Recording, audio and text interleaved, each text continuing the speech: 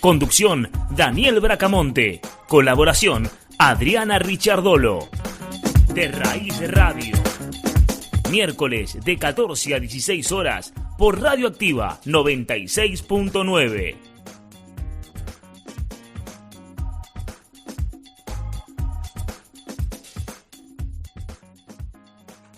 Bueno, muy bien. ¿Qué tal, Beatriz? ¿Cómo estás? ¿Qué tal? Buenas tardes, Daniel. Este es el programa número 13, ¿no? 13, del 28 del 9. Lo mal que no es martes. No, la verdad que no. Bueno, hoy nos opera, ¿quién nos opera? Javier ¿Quién hace la Paz. cirugía? Javier Paz está en los comandos. ¿Qué es lifting?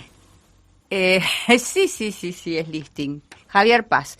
Y bueno, te quiero pasar las redes para que nos escuchen también Sí. a través de internet.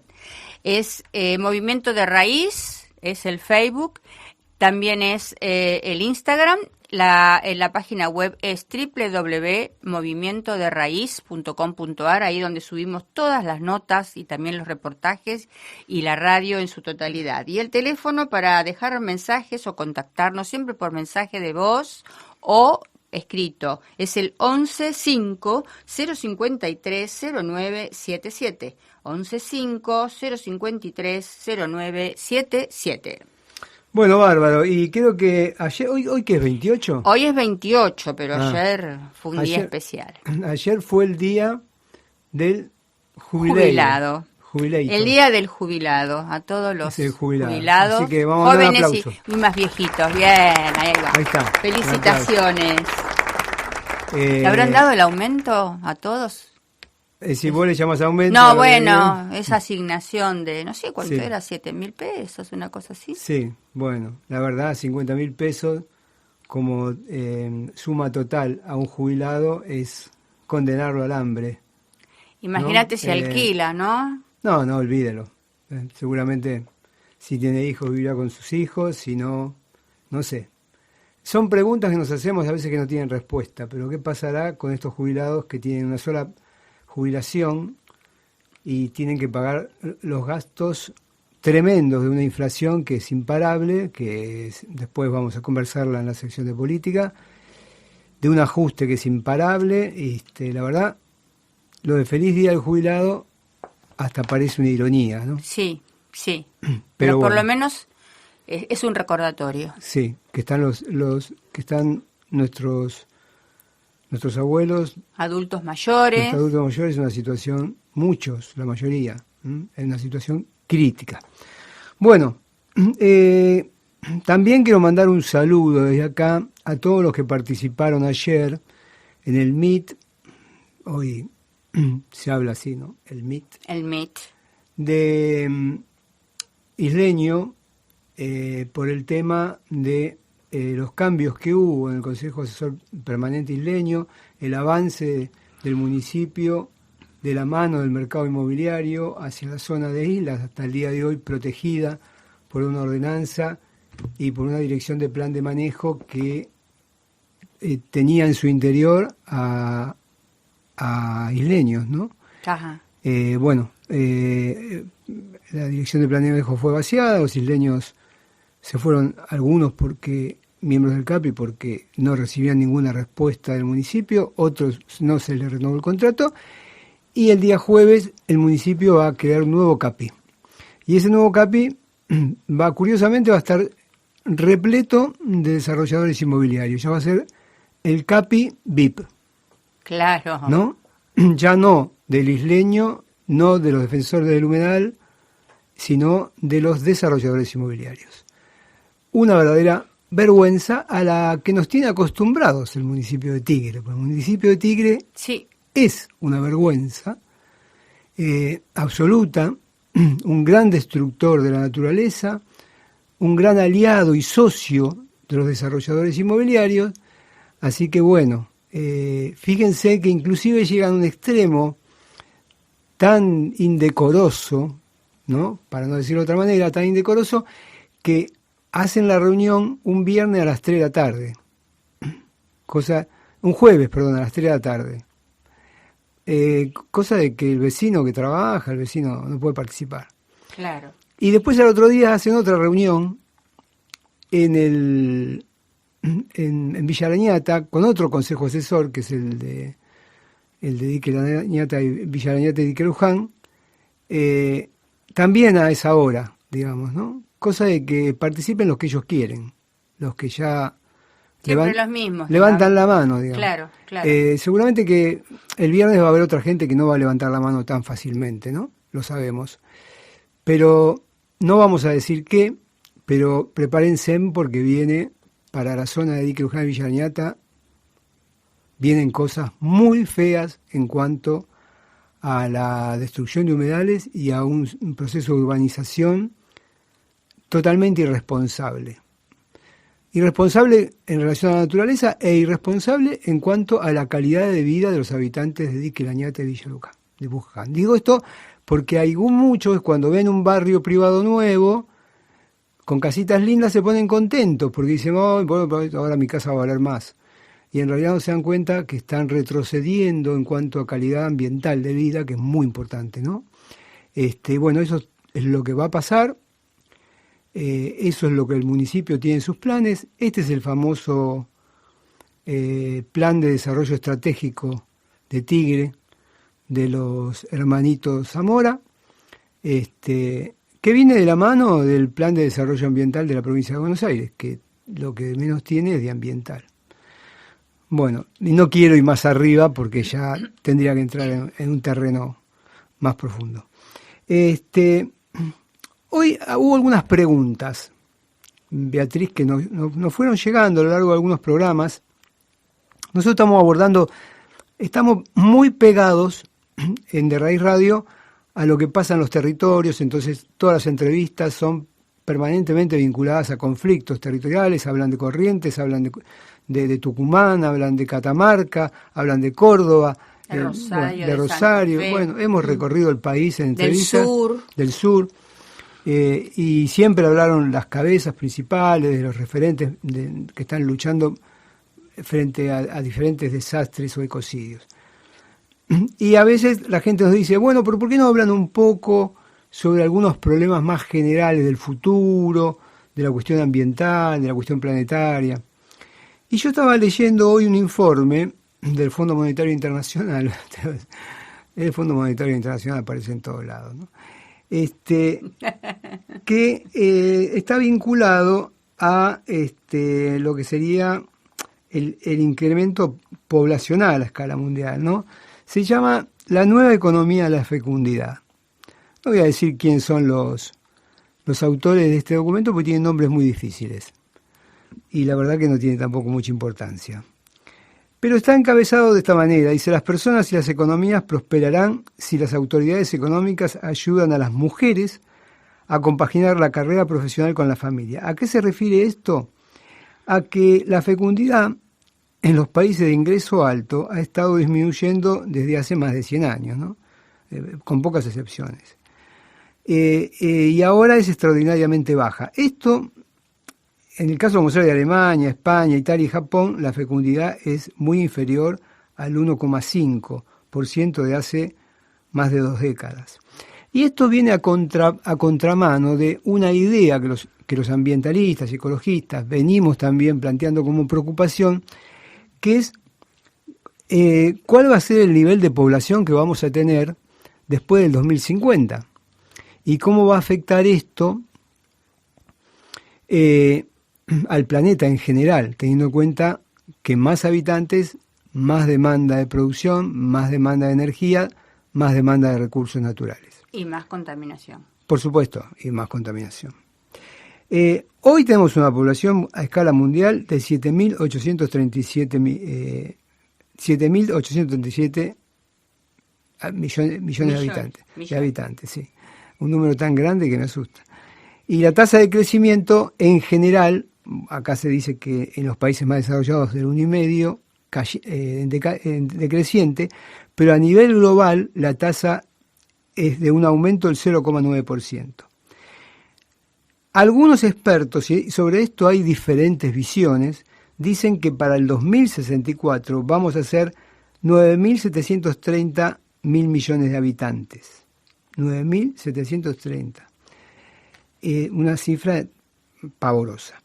Pero curiosamente, dicen que para el 2100 ese número va a bajar a 8.790 millones de habitantes. O sea, va a haber 1.000 millones de habitantes menos en 36 años. Bueno, la verdad que estas son todas predicciones que hacen los expertos.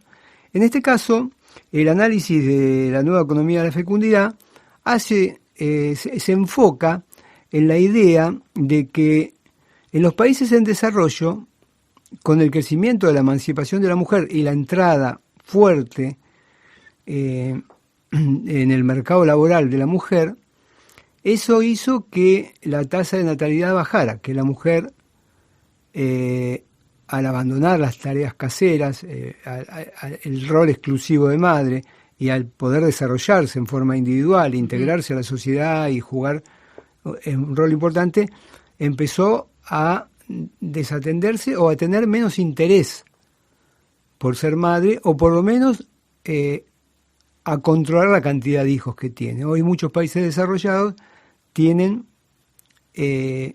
por familia o por madre muchos menos hijos que antes, ¿no? Promedios de un hijo por mujer o por familia. Y hay países peor, como Japón, un ejemplo, donde la tasa es, sí, verdaderamente decreciente. Claro, eso tiene que ver con que la mujer tiene que colaborar, digamos, con los ingresos de la familia también, porque no alcanzan los ingresos del hombre. Antes el hombre mantenía la casa, a los hijos, era el único sostén. Y ahora, bueno, la mujer encabezó esa lucha para mantener un rol dentro de la familia, no solamente ser ama de casa y criar chicos, sino también tener una carrera profesional. Claro, eso es lo que se llama como disyuntiva cantidad-calidad, ¿no? Que claro, sugiere que a medida que los padres se enriquecen, invierten más en calidad de educación de sus hijos. Por lo tanto, en el presupuesto familiar, la cantidad de hijos está planificado en cuanto a qué recursos tenés para darle una calidad máxima de educación a tus hijos. Claro. ¿No? Eso está, es decir, hay un término de inversión, sí, sí. Que por ahí en el pasado no era importante una familia, ¿no? Tengamos en cuenta las familias campesinas generalmente tenían un concepto inverso, ¿no? Esto nos remonta un poco a China y por qué hoy la tasa de natalidad en China se está estabilizando, ya no es creciente, y eso tiene que ver con que grandes masas de campesinos, de hijos de campesinos, pasaron a los grandes centros urbanos a estudiar, a capacitarse y a trabajar en las grandes industrias de punta, etcétera, etcétera, etcétera. Al bajar la masa de campesinos se estabiliza la natalidad, porque pasa este fenómeno, mujeres y hombres en China que están más preocupados por su desarrollo individual, económico, social y educacional que por tener una cantidad de hijos. El campesino generalmente tenía, bueno, después vino la prohibición en China, ¿no?, de hijo único, pero antes de eso tenía arriba de 3 hijos, 4, llegaban a haber familia con 8 y 10 hijos, porque en general los hijos eran la garantía, como había niveles de mortalidad muy alta, uh-huh, y había necesidades de trabajo en el campo, los hijos eran los brazos, claro, para sostener la economía familiar agrícola. Claro. Entonces tener hijos era una riqueza, sobre todo si eran varones, porque podían poner una carga laboral en el desarrollo de la economía familiar del grupo, ¿no?, agrícola. Bueno, este fenómeno, en la medida que hay un trasvasamiento hacia una China altamente industrializada, que ya no requiere tanto del campesino y que ha transformado la producción agrícola en producción de alta tecnología, hace que la mentalidad vaya cambiando y baje el interés de las familias chinas en tener muchos hijos. Ahora, este proceso que en un momento empezó a ser fuerte, digamos, baja de natalidad por expansión del trabajo, por incorporación de la mujer al mundo del trabajo, de la capacitación, está empezando a equilibrarse en algunos países. Como sea, en Estados Unidos se recuperó la tasa de natalidad debido a que se empezó a generar toda una red de contención familiar en el sentido de la custodia de los hijos, ¿no? O sea, ya el fenómeno de tener personas o instituciones al alcance de los trabajadores y las trabajadoras para dejar a sus hijos, que estén a cuidado en forma permanente en su horario de trabajo, hizo que algunas familias se sintieran un poco más cómodas, más seguras para poder tener más de un hijo. Y eso en Estados Unidos está haciendo que la tasa de natalidad se eleve un poco.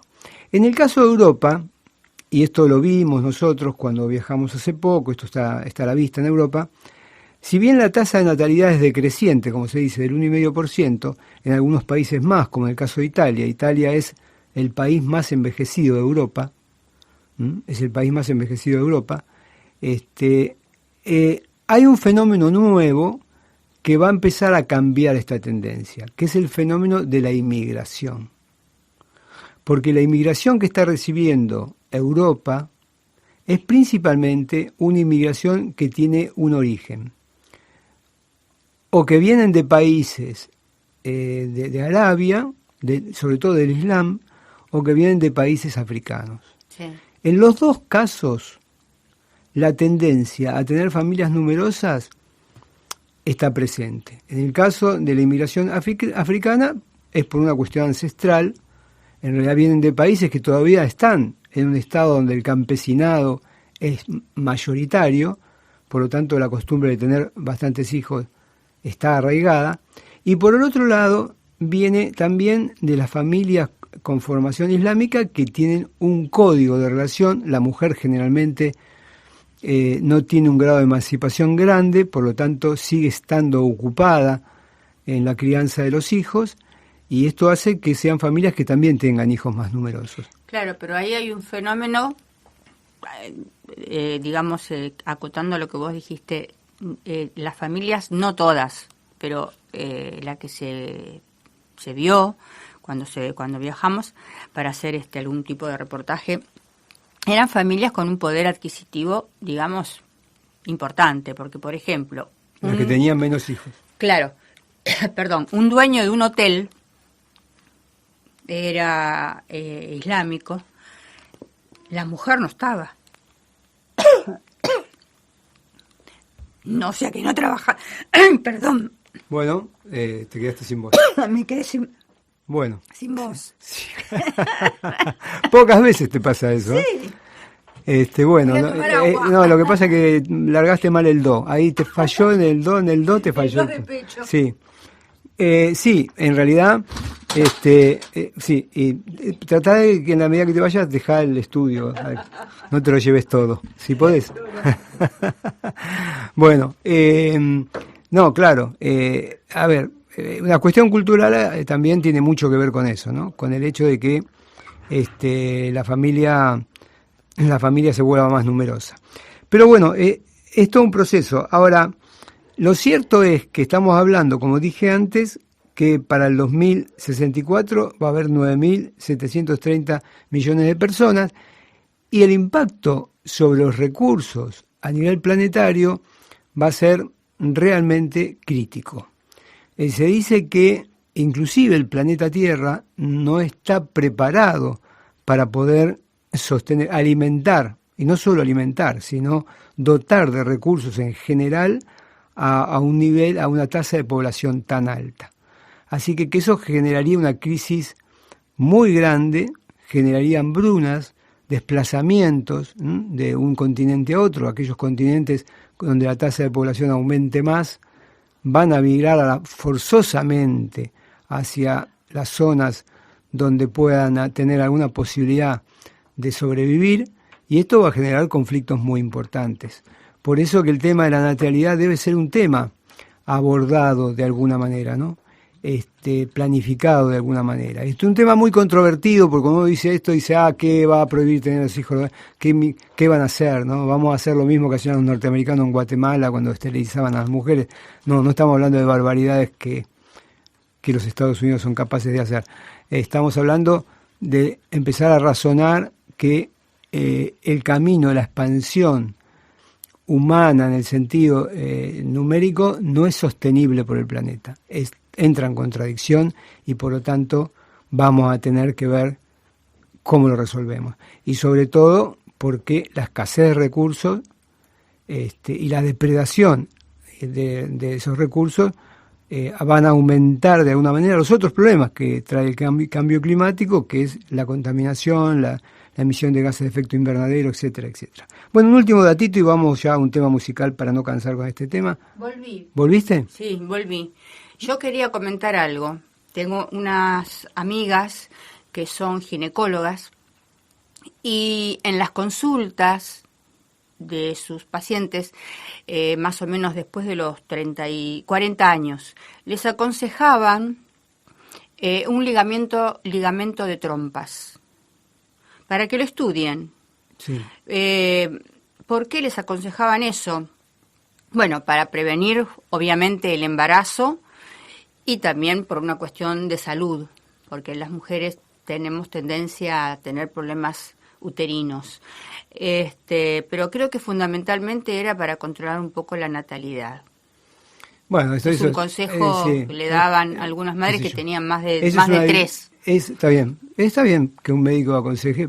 Igual siempre sigue siendo una decisión muy personal. Claro. Creo que es una cuestión cultural. Hay que abordarlos de ese tema, ¿no? Claro. Bueno, yo le voy a dar a los hombres como última información un dato que es poco auspicioso en este crecimiento de la población, es que en el momento hay 67 millones más de hombres que mujeres. Opa. Así que cuando encontramos a alguna mujer que nos interesa, no le busquemos muchas vueltas, No hagamos tanto problema, compremos flores y vamos para adelante. Claro, porque si no, se van a pelear uno con otro para ver, ¿no? ¿Quién tiene la mujer? ¿No? Claro. ¿Dónde están las mujeres? ¿Dónde están las mujeres?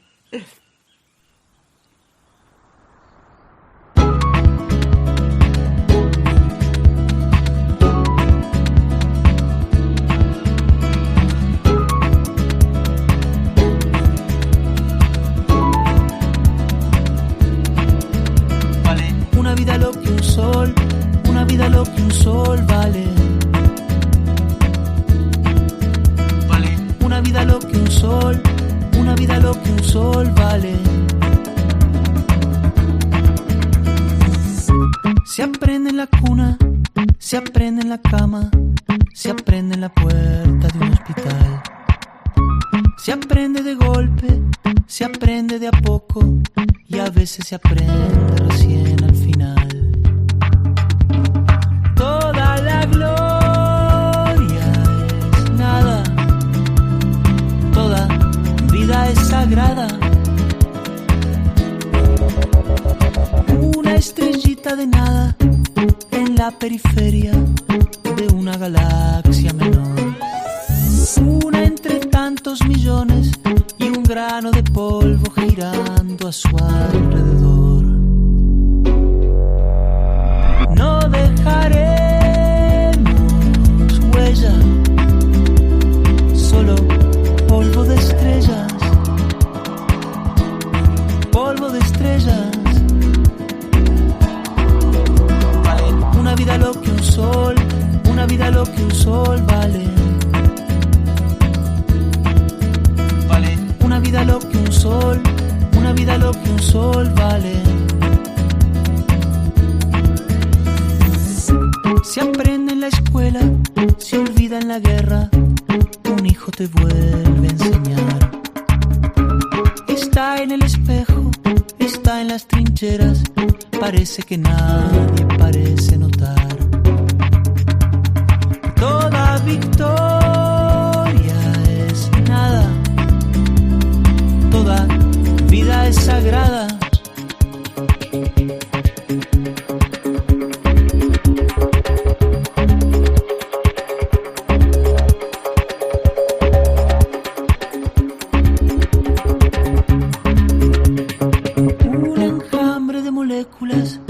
Puestas de acuerdo de forma provisional. Un animal prodigioso con la delirante obsesión de querer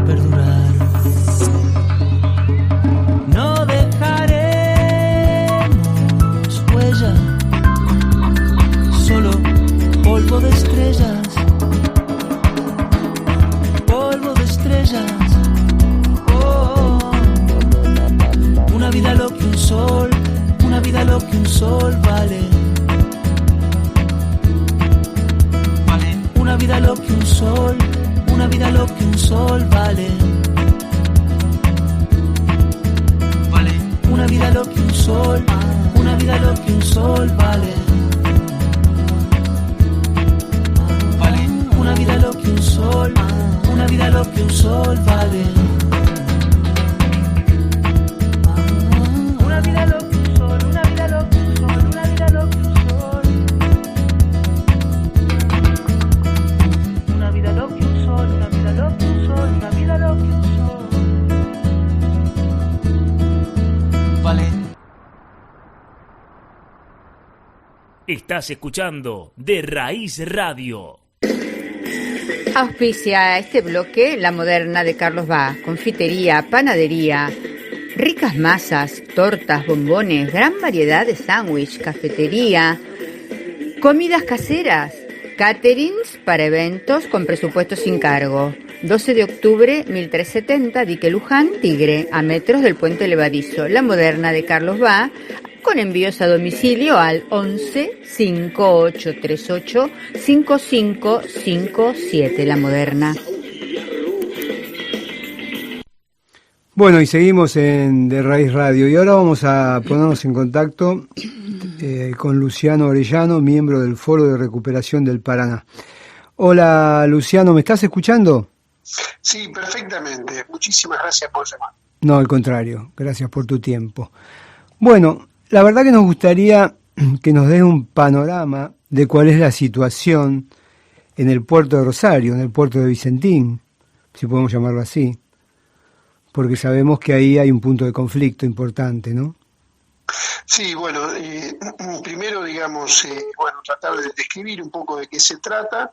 Este puerto, vos sabés muy bien, a diferencia de los puertos que venimos denunciando, vos sabés que la Argentina no tiene, digamos, soberanía comercial sobre el 80% de la circulación de las mercancías sobre la hidrovía, o sea, la mal llamada hidrovía. Sí. Los puertos son puertos privados, ¿no es cierto?, enclaves coloniales, que nosotros los venimos, digamos, denunciando y que todos los años nos defraudan en un tercio de la cosecha. Vos sabés que la cosecha argentina está en 54.000 millones y por esta cuenca circula 35.000 millones, ¿no es cierto?, que tiene que ver con subproductos, aceite, harina, ¿no es cierto?, la proteína para el siglo XXI para los países más poblados de la Tierra. Aquí cuando hablamos, y Vicentín fue parte de esto a través de una sociedad, digamos, Renova, ¿no?, que es, Renova hoy Viterra, porque se van cambiando de nombre, sí, que es la Glencore, y eso es los ingleses. Vamos a empezar a hablar claro. Sí. Los ingleses tienen una sociedad con Vicentín que hicieron la estafa a los argentinos por 1.500 millones de dólares. Ajá. Ríos, puerto, comercio, y eso tiene además peso en los territorios, con la semilla, con el fertilizante, con los créditos. Todo eso está en manos extranjeras, flota, dragado, control del río, es decir, reina soberano sobre toda la cuenca, el capital extranjero. Y Vicentín tiene esta sociedad con Renova, no fue solo Vicentín la estafa. Por otro lado, ¿no es cierto?, Agostenmarque, que aquí estamos hablando de otra cosa de lo que venimos denunciando. Estamos hablando que son puertos. Rosario Terminal es un puerto soberanía provincial de todos los santafesinos, no estamos hablando de un puerto extranjero. ¿Se entiende? Sí, claro. Que ya sería una locura. Les recuerdo a los argentinos que nosotros tuvimos 70 años de guerra civil por el tema de la aduana, el tema del puerto, el tema de la recaudación, o sea, qué entra y qué sale, ¿no es cierto?, cómo era el tema tributario, ¿no es cierto?, todo lo que implica esta cuestión. La Argentina, todo eso está en manos, en lo fundamental extranjero.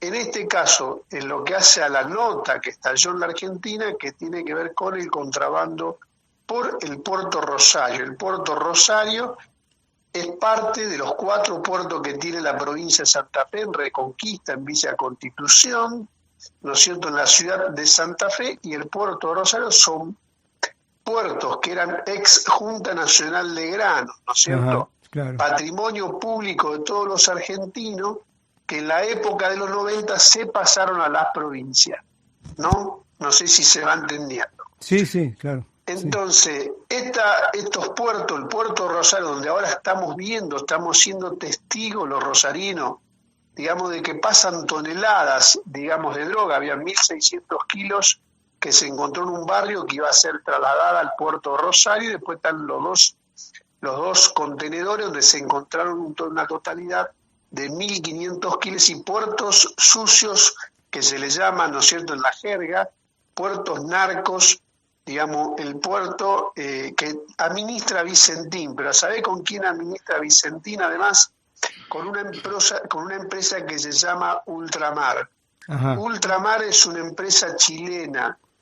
Esa empresa chilena tiene su origen, es alemana, no es chilena, y tiene su origen, ¿no es cierto?, en lo que fue la posguerra, donde parte del dinero que se fue del hitlerismo, digamos, de la Gestapo, fue a parar a Chile, ¿no es cierto? Sí. Y eso es Ultramar, es una empresa alemana de tipo fascista que financió toda su vida las corrientes Pinochet, incluso hasta ahora mismo es uno de los grandes financistas con ese contenido político ideológico. Participó de una represión en la gran huelga de 62 días salvaje, ¿no es cierto?, en Valparaíso, y esa es la socia de Vicentín, tiene el 50% de Terminal Puerto Rosario y el otro 50% lo tiene Vicentín. Entonces esos controlan Terminal Puerto Rosario, ¿no? Y dentro de esta empresa, digamos, se desarrolló la cuestión de lo que vimos, ¿no es cierto? Por eso un llamamiento infinitamente amplio con todos los sectores, ¿no es cierto?, planteando recuperemos el puerto de Rosario, patrimonio público de todos los santafesinos, no queremos un puerto narco, pero además también decirle a la comunidad, fue impresionante la convocatoria que ha tenido esta, la más grande que hemos tenido, es una causa, con un solo grito, no todos somos Vicentín, y no queremos sacar por la puerta algunos, ¿no es cierto?, en este caso Vicentín, para que entren otros por la ventana, porque todo esto se está dando en un marco de un cambio de la política mundial, digamos así. Toda la política mundial está presidida por lo bélico, y lo bélico ordena al mundo, por la guerra que está en curso y por, ¿no es cierto?, una perspectiva de un mundo en conflicto, y se ha abierto un nuevo reparto, ¿no es cierto?, y una nueva política de disciplinamiento. Acá han venido el embajador de los Estados Unidos, y entonces tenemos la hipótesis de que además de tener el control del comercio, ¿no es cierto?, el control, bueno, el control, ¿no es cierto?, toda la flota, todo lo que circula, la mal llamada hidrovía, vienen por el puerto Rosario. Entonces también queremos aclarar, ¿no es cierto?, que no queremos ni alemanes, además esta unidad, ¿no es cierto?, Guide Sociedad Anónima, que lo podemos decir, es el grupo Urquía asociado a Bunge, una empresa que tiene origen alemán pero es de los Estados Unidos. No queremos, si queremos descolonizar el puerto de la ciudad de Rosario, no queremos sacar a unos para que entren otros, queremos que el gobierno de la provincia, ¿no es cierto?, de Santa Fe, digamos, recupere el puerto patrimonio público de todos los santafesinos, y más aún, digamos, cuando tenemos 215 pibes que han sufrido, digamos, en un genocidio que se está haciendo con los pibes en el tema del narcotráfico, porque los remanentes, digamos, del contrabando que se desarrolla ahí, tiene como resultado, digamos, la situación que vemos en la ciudad de Rosario. Ahora, sí, no, yo digo, vos decías algo que me parece que es importante hacer hincapié. El contexto internacional, ¿no? Si bien este problema de la extranjerización de los puertos, la pérdida de soberanía, no es un problema de hoy, es un problema no resuelto porque nunca hubo voluntad política para resolverlo, y hubo intereses que de alguna manera impiden que eso suceda.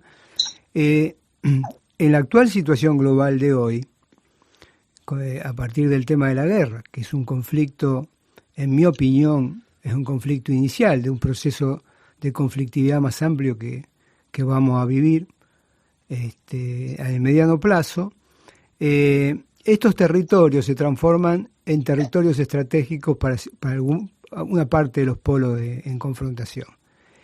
¿Le podemos sumar a lo de los puertos? ¿Le podemos sumar también el avance que se viene haciendo, enmascarado, un ejemplo en desarrollo, como es la entrega de 150.000 hectáreas a una empresa australiana que es inglesa para la producción de hidrógeno? Le podemos hablar también del lago Escondido y de la ocupación del territorio y del agua. Digamos, acá hay un entramado de cuestiones vinculadas a la soberanía que es muy grave y que no está tomando Estado público. Sí lo hace a través de grandes movilizaciones, ¿no? Únicamente a través. Claro. Bueno, es muy importante esto que planteas, porque acá hay que poner una palabra, ¿no es cierto? La palabra imperialismo. Uh-huh.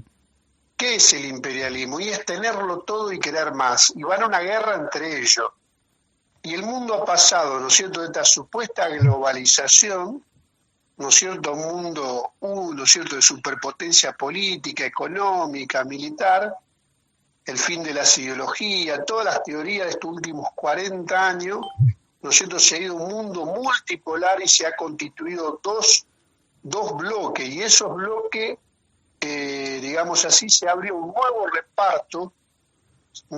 reparto del mundo, como fue en la Primera y en la Segunda Guerra Mundial, con consecuencias tremendas, las consecuencias del imperialismo que nos llevó a la Primera Guerra, ¿no es cierto?, con 10 millones, ¿no?, de padecimiento, ni hablar, ¿no?, y lo que fue, ¿no es cierto?, la Segunda Guerra Mundial, otros 60 millones. Bueno, esa es la naturaleza del imperialismo, que en los últimos 40 años se lo ha, digamos, repartido el mundo de manera, digamos así, en un formato pacífico, relativamente pacífico, con guerras locales, pero acá se cambió, se ha producido un cambio, se ha constituido un bloque, dos bloques, ¿no es cierto?, con esta situación, y se ha abierto un recambio, un nuevo reparto del mundo bajo otra forma.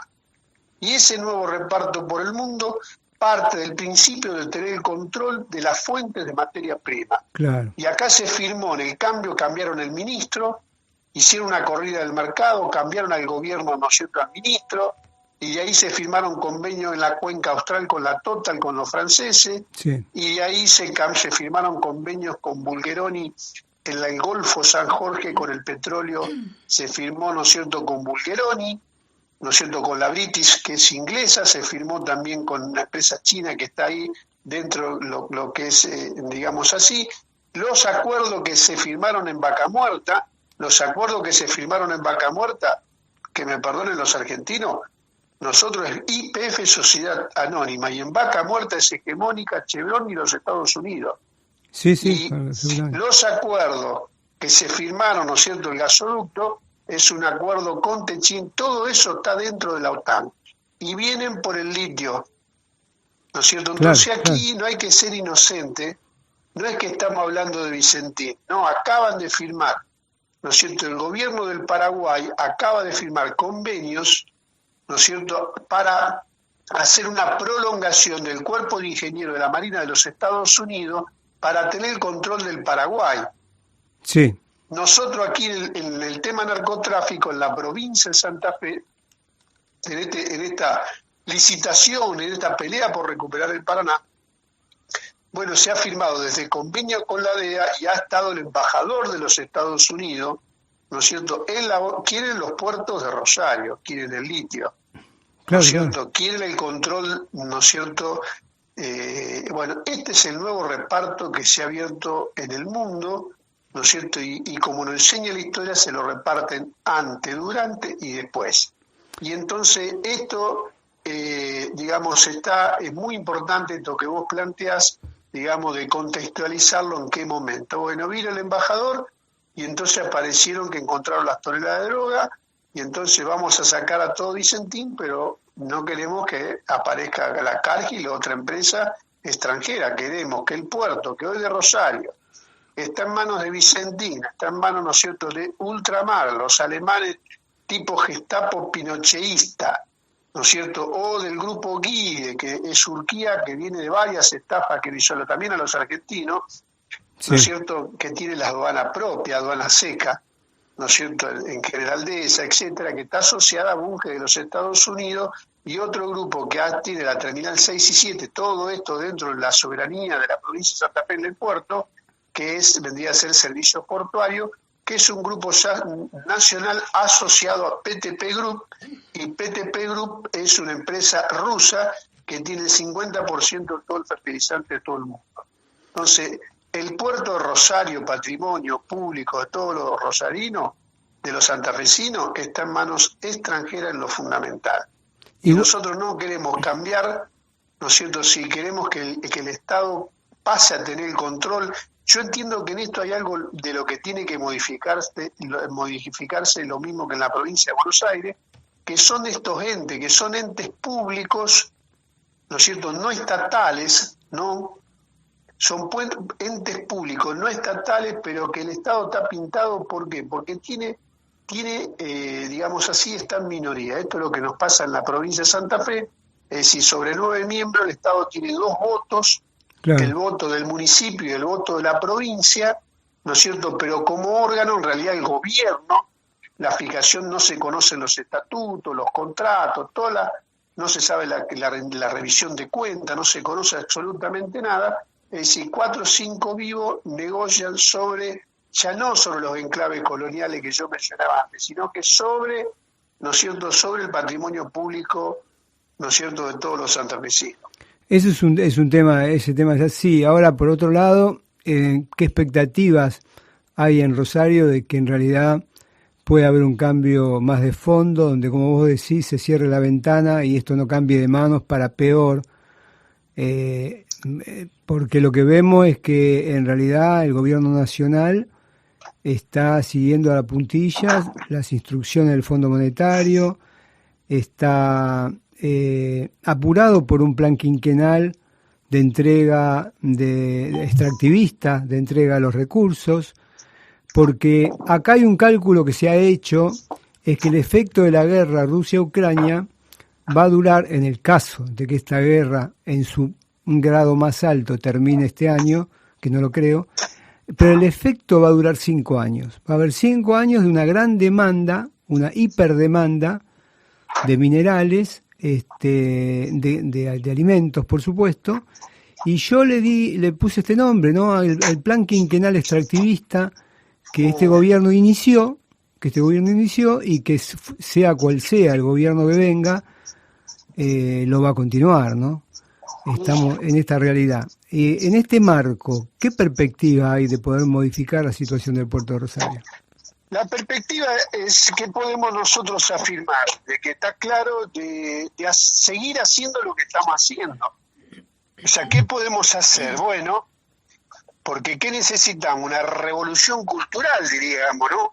Claro. Digamos, ¿de que, en qué sentido? De que necesitamos descolonizar el Estado argentino, que está copado, digamos así, en el mejor sentido colonizado por agentes que directamente sirven a empresas extranjeras, porque acá la Argentina es un país tremendamente dependiente.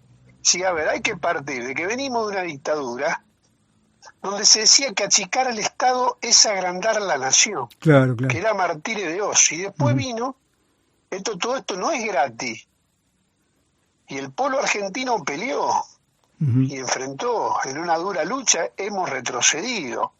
Y después tuvimos lo que fue del menemismo, de las relaciones carnales con los Estados Unidos, y se remataron hasta las plazas, y 463 empresas, en su mayoría de carácter estratégico, pasó al sector privado extranjero, ¿no? Y pasa a controlar hoy lo fundamental de la economía, que claro. Dice, la Argentina, ¿qué le vende al mundo? Nada, la Argentina no le vende nada. En materia de cereales nosotros no le vendemos.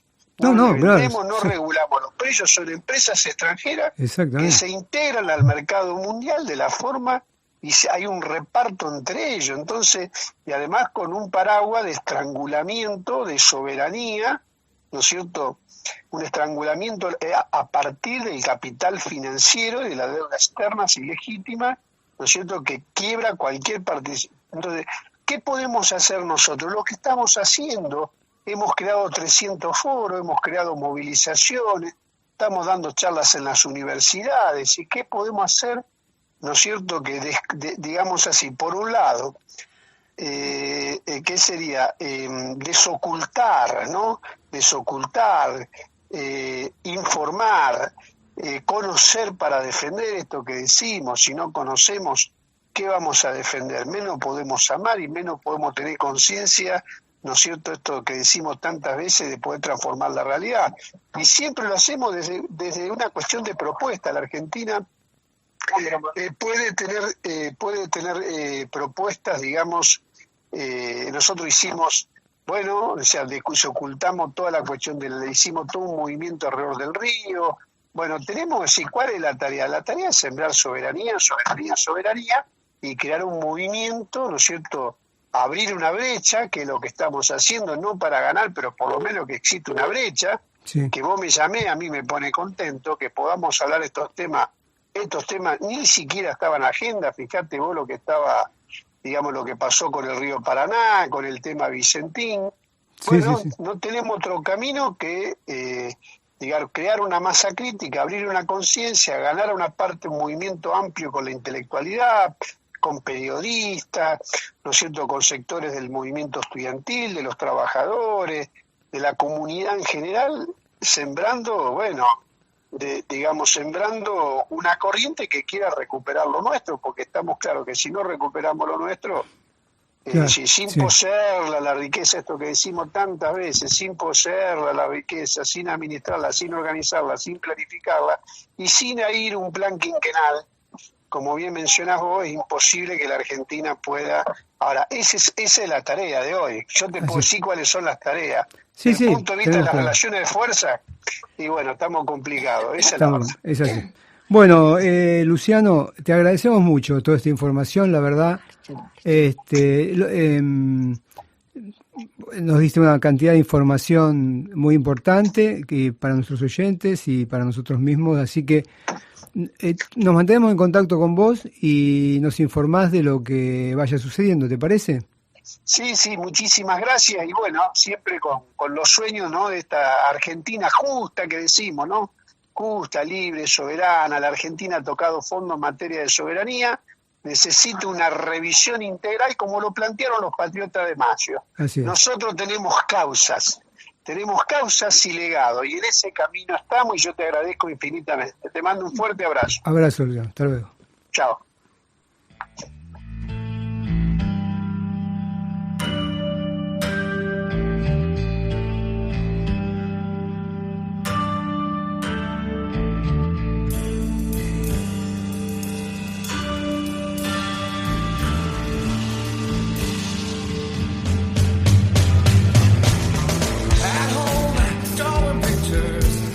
Of mountain tops with him on top.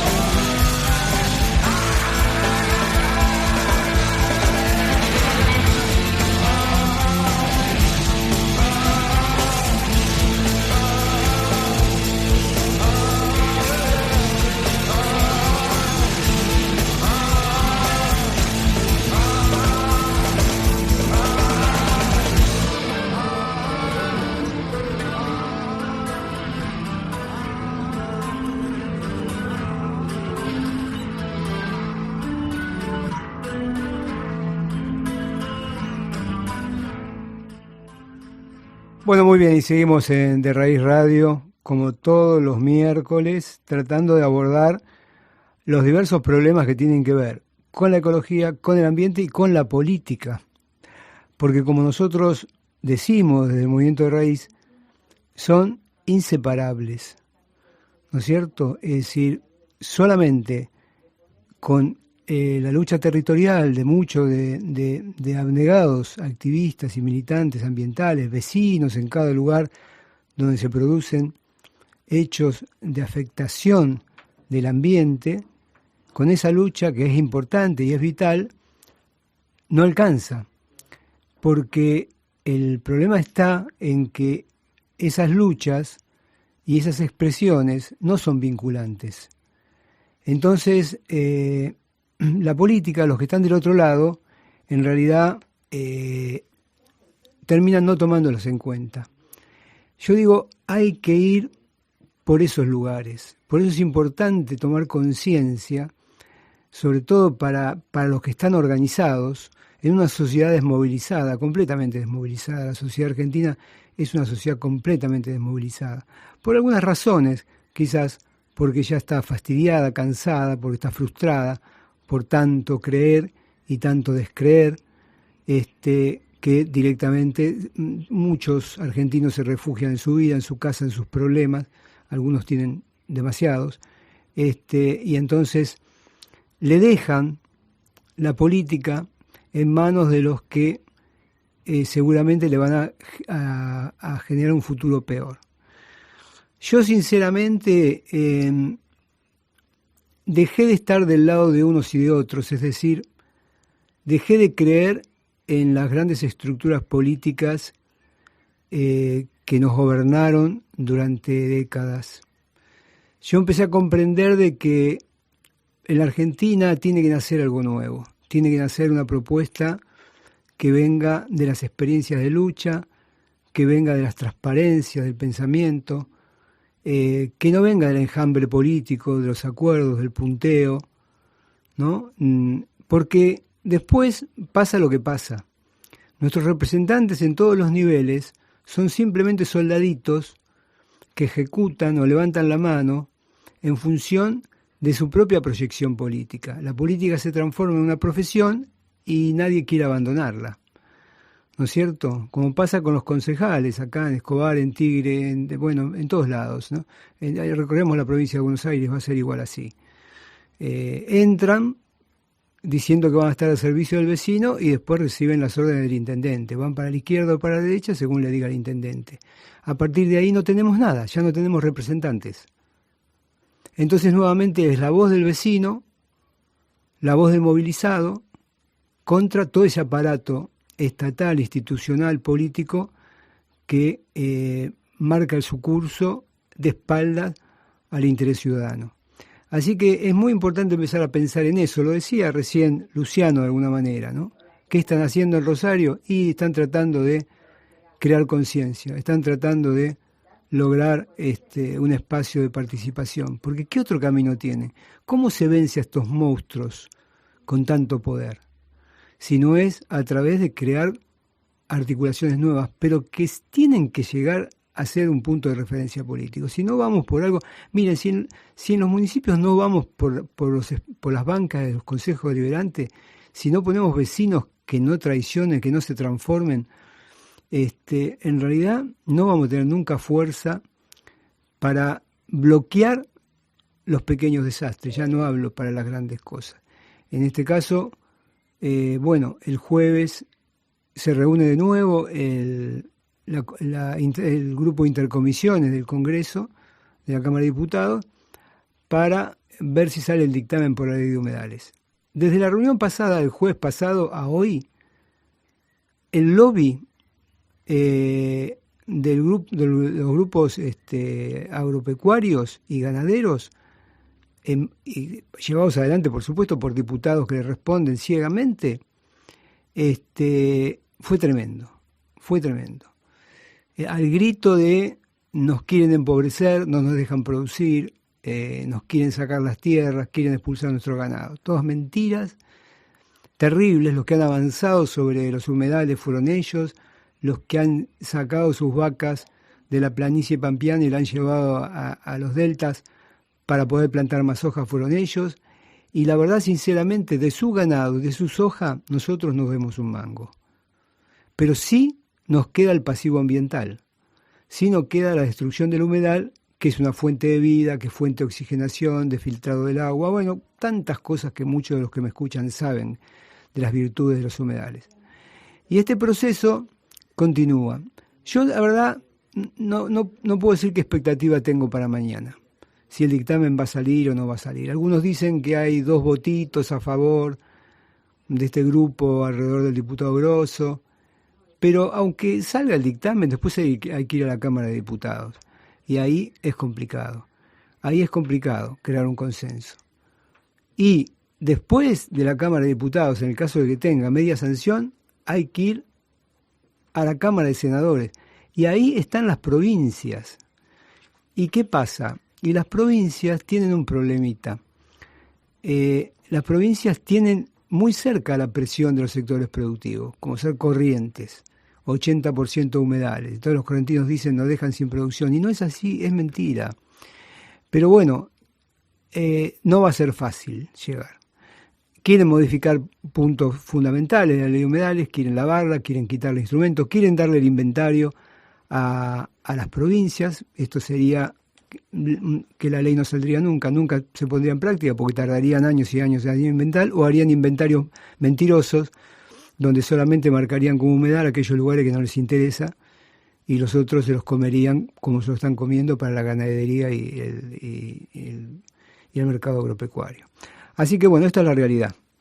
Pero bueno, vamos para levantar un poco el ánimo, ¿no? Porque, qué discurso bajón el de Bracamonte. Che, al Bracamonte, contate un chiste. No sé ningún chiste. No conozco uno solo, es de judío y me sale mal el judío. Entonces cuando lo cuento me sale cordobés. Así que mejor vamos a escuchar un tema musical.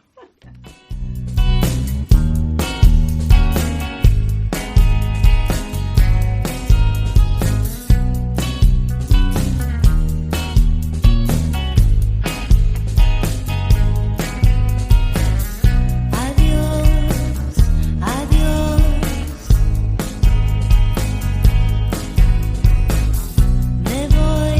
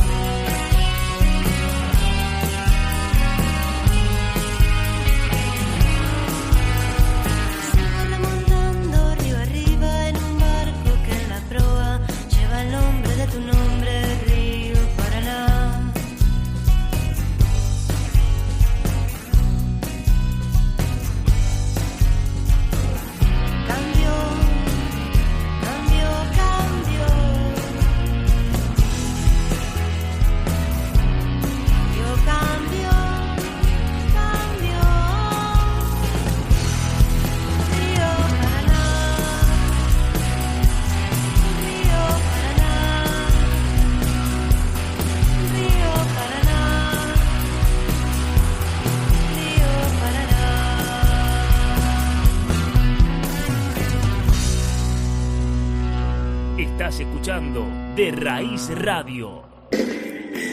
Auspicia este bloque La Moderna de Carlos Bá, confitería, panadería, ricas masas, tortas, bombones, gran variedad de sándwich, cafetería, comidas caseras, caterings para eventos con presupuesto sin cargo. 12 de octubre, 1370, Dique Luján, Tigre, a metros del puente levadizo. La Moderna de Carlos Bá, con envíos a domicilio al 11 5838 5557. La Moderna.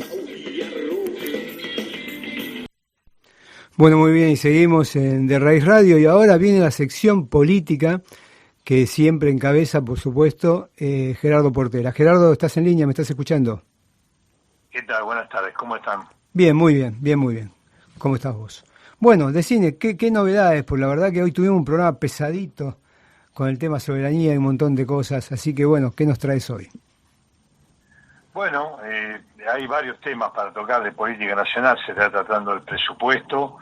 Por un lado está la toma de escuelas, que está vinculado también al conflicto que tiene el sindicato de neumático, que tiene un denominador común. Está la situación internacional con el domingo pasado, con el triunfo de Giorgia Meloni, admiradora de Trump, que va a tener, digamos, consecuencias para Europa y para el resto del país, el resto de países, ¿no? Sí, justamente teníamos preguntas de oyentes sobre ese tema.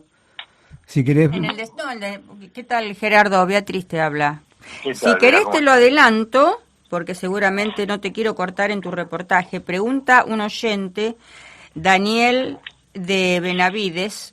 Dice así, el surgimiento de camisas negras ahora con la bisnieta de Mussolini y el neonazismo que se extendió como un cáncer letal, ¿puede trasladarse hacia nuestra patria? ¿Y qué deberíamos hacer para impedirlo? Tenerlo presente. Bueno, aquí es toda la receta. Bueno, la realidad, entremos por ahí ya que no tenemos tanto tiempo. Claro. En realidad, el triunfo de Giorgia Meloni lo que pone de manifiesto es la decadencia de de los sectores progresistas en el marco no solamente de Europa, sino en el marco mundial. Es decir, el discurso progresista, el discurso de izquierda no seduce porque han pasado los años y no han modificado la situación económica, social y muchas veces política. Y el descreimiento de esos sectores políticos tradicionales, en el marco de una crisis post-pandemia, son capitalizados por los Trump. Giorgia Meloni es como acá, para traducirlo de alguna forma, expert que te dice, a los obreros del neumático que meterle bala, claro, ¿cierto? A la Acuña en la ciudad de Buenos Aires que te dice, ¿tomaron los colegios? Bueno, causa penal a los padres. Cae la policía, ha caído la policía anoche y esta mañana, 7:30 de la mañana, a la casa de los padres de los chicos. Es decir, ¿qué nos anuncian? Una democracia, entre comillas, restringida, que es la forma que el neoliberalismo va a subsistir como forma de recreación del capitalismo. Es decir, no vamos a mayor democracia, vamos a menor democracia. Y esto votado por la propia gente. Es decir, acá llega una alianza de derecha que reivindica Mussolini y que va a tener mayoría legislativa, es decir, que con la Liga y Forza Italia, esa coalición va a poder sacar las leyes que quiere. Y yo creo que no es un triunfo electoral, es un triunfo ideológico y cultural lo que estamos asistiendo. Sí, claro. Es decir, la izquierda no entusiasma a nadie. Hoy en Europa, la izquierda sería prácticamente rechazada como antipolítica. Es lo que hay que combatir. Y la izquierda se ha quedado sin discurso, se ha quedado sin relato. No tiene la posibilidad de que miles de jóvenes reconozcan ningún legado simbólico. No interpretan la historia, no interpretan la Segunda Guerra Mundial, la derrota del nazismo, qué hubiera significado el fascismo si se podía haber enseñoreado en Italia, cómo sería el mundo. Directamente hay como un corte histórico y viven un presente absoluto. Eso es lo que estamos asistiendo. Los jóvenes acá también. Hay un corte ¿Por qué? Porque antiguamente, yo no sé cómo será en una sociedad de Oriente, pero los viejos eran respetados porque eran los que mantenían la sabiduría, eran los que transmitían la historia, Claro. los que podían transmitir la experiencia. Hoy los jóvenes googlean todo, saben más que los viejos, y por otra parte están afectados por las redes. Es decir, que hoy miles de jóvenes no reconocen ningún legado simbólico, no pueden interpretar correctamente la historia y las enseñanzas de la historia, y no saben concretamente en qué proyecto insertarse. Es decir, hay una gran disgusto, una gran desazón, pero por otra parte no tienen canales, salvo lo que le ofrecen, rompamos todo, como para encauzar ese descontento y ese te robaron la vida, ¿no? Claro. Esa cosa es decir, bueno, la derecha hoy tiene la consigna de te robaron la vida. Entonces sale la Giorgia Meloni, yo soy italiana, soy mujer, soy ama de casa, está contra las minorías sexuales, está contra el espacio de los verdes, está en contra del matrimonio igualitario, es decir, es la regresión absoluta. Sí, contra los inmigrantes eso, fundamentalmente, ¿no? Claro, es la regresión absoluta. Contra los inmigrantes, contra los colectivos sexuales, contra el feminismo, ¿no es cierto? Ya no sería esto propio de un polo reducido, burgués, sino que se empieza a trasladar a la periferia. Es decir, que están tratando de seducir y contener y captar a través de esa consigna, digamos, que se terminó la ideología y la cultura de izquierda y solamente la derecha expresa la rebeldía y la posibilidad del cambio. Así es. Yo creo que si también están en una línea anti-europea, es decir, que no están en la posición del Brexit, porque es Italia, no es Inglaterra. No, y enfrentada con Gran Bruselas. Bretaña, pero bueno, están en una línea nacionalista similar, digamos, a las posiciones del Brexit. En un momento en que va a faltar combustible, que va a faltar calefacción, en un momento en donde el euro vale menos que el dólar, que la libra vale más menos que el dólar, que explotan los combustibles, que explotan los servicios y los consumos, y la posibilidad de regreso en términos medios de una mayoría trumpista en Estados Unidos, alienta a todos estos sectores, no solamente de Europa y distintos lugares, sino también a los argentinos. Claro. En charlas anteriores nosotros habíamos conversado de un tema. La vieja política argentina sigue todavía con la consigna, sentámonos a dialogar, pongámonos de acuerdo en 4 o 5 cosas juntos para empujar adelante el país y poder sacarlo de la situación que está, contener la inflación, bla, bla, bla, bla. Ellos no quieren dialogar, no les interesa. Lo que prometen es represión, lo que prometen es bala, es decir, y lo prometen abiertamente, es decir, no es que lo ocultan, como hicieron en veces anteriores. Están prometiendo medidas extremas, ajuste brutal, mucho más que el que lleva Massa, no me quiero extender ahora, en el presupuesto que se está discutiendo en estos momentos en el Parlamento, presupuesto que tiene ajustes no solamente en servicios, sino en medio ambiente, en educación, en sanidad. Es decir, es un presupuesto acorde al Fondo Monetario Internacional. Así todo no les alcanza, aunque posiblemente se lo aprueben, porque es 2 años sin presupuesto, sería un costo político para la derecha argentina importante. Pero atenti, Milei con un 17% más o menos de intención de voto, está expresando algo, ¿no es cierto?, que viene gestándose en la sociedad argentina. Yo creo que la forma de contenerlo es política más política y política de acuerdo a las necesidades del pueblo. Ahora, Gerardo, acá hay una cosa que parece contradictoria, ¿no? Este gobierno cedió en todo. Se sentó a negociar con el Fondo Monetario, en realidad aceptó lo que el Fondo Monetario y aplicó lo que el Fondo Monetario le dijo. Por otro lado, habla con los agroexportadores, le pide un dólar especial para liquidar, le da el dólar especial para liquidar, liquidan, y el dólar sigue subiendo. Y en realidad hay ya economistas que hablan de un dólar al año que viene de 450. Y por otra parte hay otros sectores que ponen más valor agregado a sus productos, como el sector vitivinícola, que dicen, bueno, pero le dieron a ellos $1 especial y yo estoy exportando, ¿por qué no me lo dan a mí? Yo doy trabajo y yo pongo valor agregado. Y en parte tienen razón, ¿no? Entonces hay una gran contrariedad en las decisiones que se toman a nivel de gobierno. Claro, bueno, yo lo decía en salidas anteriores, que es la siguiente. La estrategia de Massa es anclar el dólar, no otras variables económicas. El pronóstico que del 60%, 65% que el presupuesto habla de la inflación para el 2023, Sí. se va a quedar evidentemente corto. Claro. Los gordos de la CGT se reunieron con Alberto, dejaron afuera a los Moyano, tratando de provocar una división que no sucedió, pero que puede llegar a suceder. Pero realmente acá el problema está en la baja distribución hacia los sectores, porque, por ejemplo, Daniel, la desocupación está en 7.9, no hay una desocupación de 20 puntos. Sí. El problema ¿cuál es hoy? Que los que están en empleos formales no ganan lo suficiente para salir, no ya de la pobreza extrema, para más o menos mantener un nivel digno, y no es que ya tenemos una política ascendente de pobre a capas medias.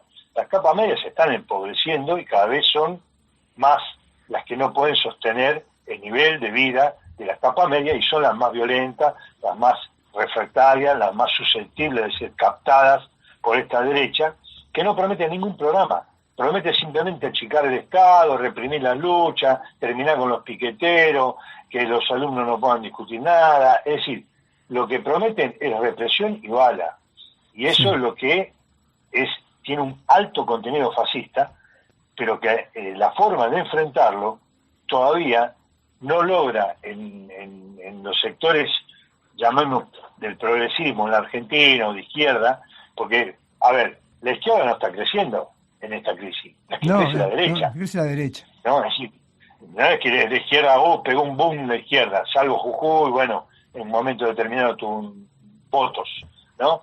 Pero no es que hay un crecimiento exponencial de la izquierda que va recogiendo todos los jóvenes encantados del sistema, no, lo está recogiendo la derecha, este es el problema acá.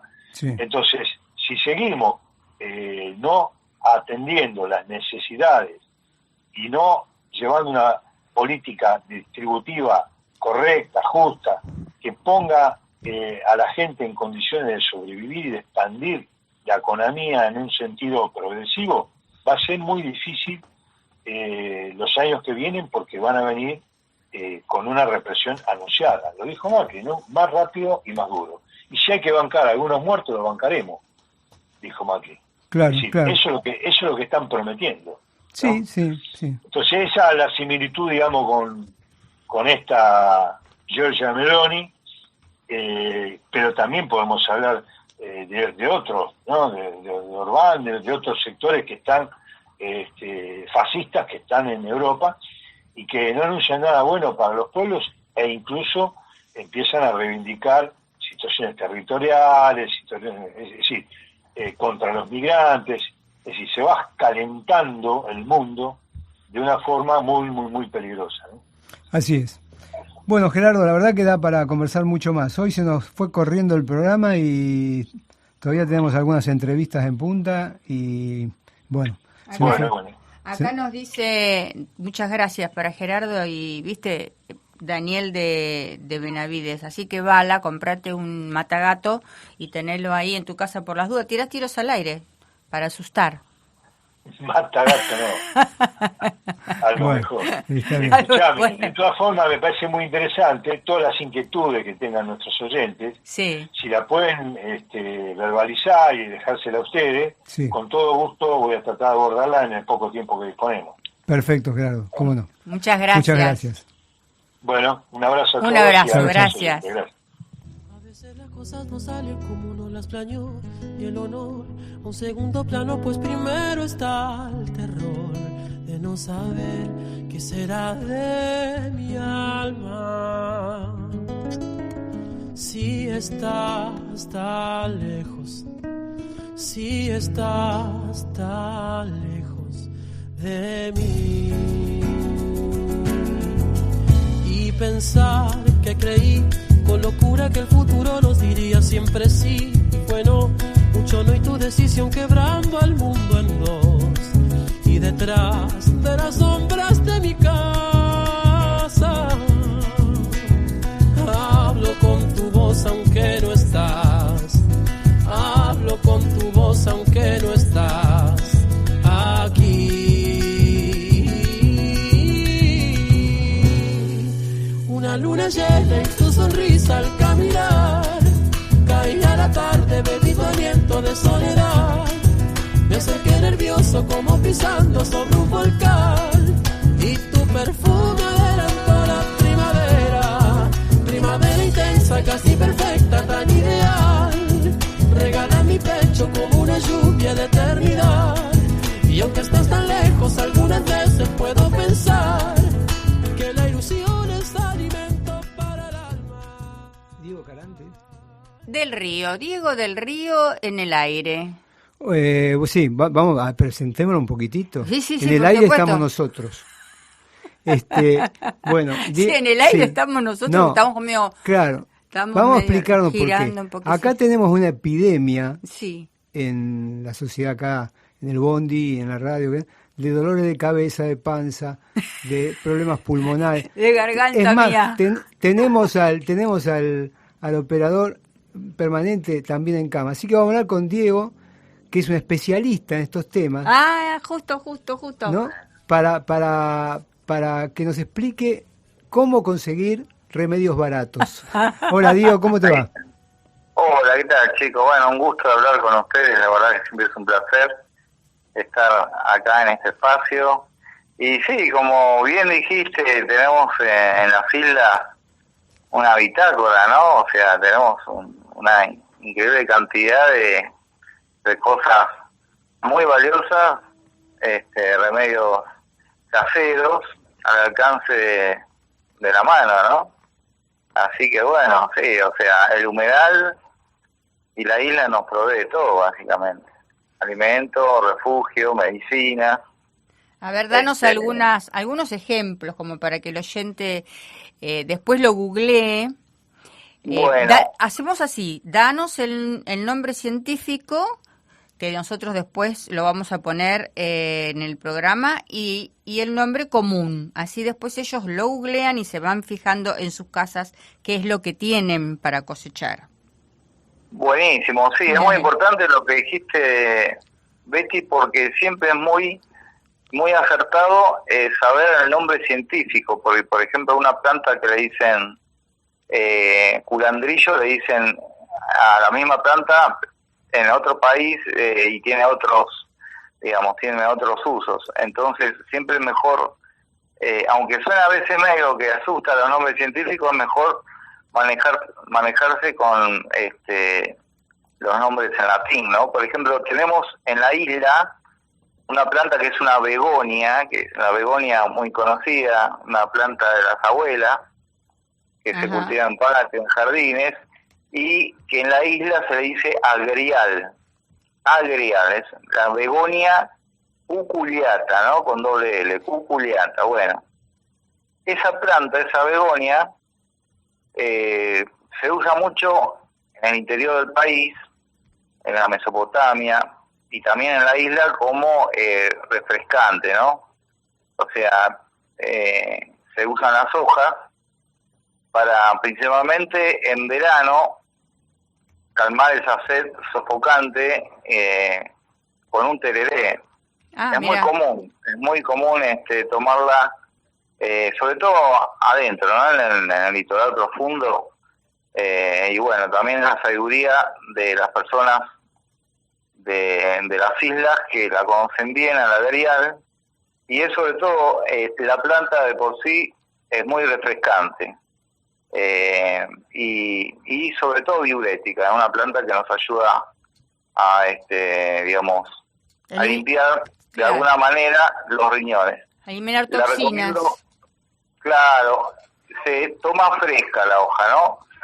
Se corta de la begonia, las hojitas de la begonia, planta nativa obviamente, y se toma en el tereré, sobre todo, con el agua bien helada, y es muy refrescante. Yo se la recomiendo, la pruebo en verano para calmar ese sofocamiento de las altas temperaturas, y es como que recompone y revitaliza el cuerpo, ¿no? Ajá. También, siguiendo con esa línea diurética, Ajá.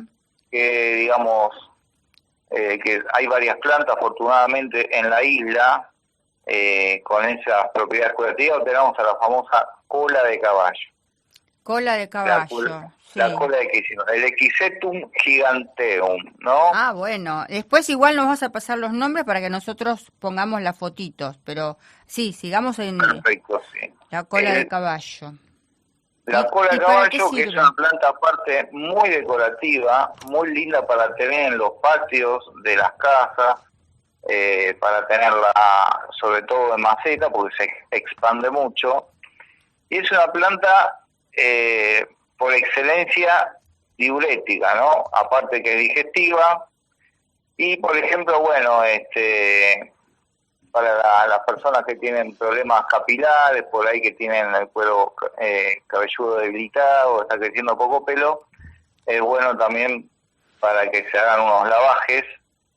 Y tienen también, como la planta tiene mucha sílice, también es muy interesante para las personas que sufrieron accidentes o fracturas, tomar estos tés, porque aporta calcio y demás elementos para que se vaya soldando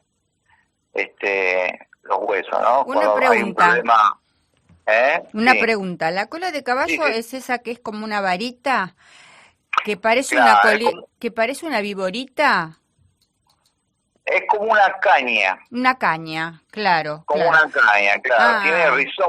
Tiene rizomas fuertes, son plantas de humedal o de estanque. Si tenemos un lugarcito así que haya una zanjita, se puede cultivar ahí, y en la isla hay muchos ambientes que tienen esos zanjones de desagote, Sí. o esos pequeños, esos arroyitos que hay en la isla.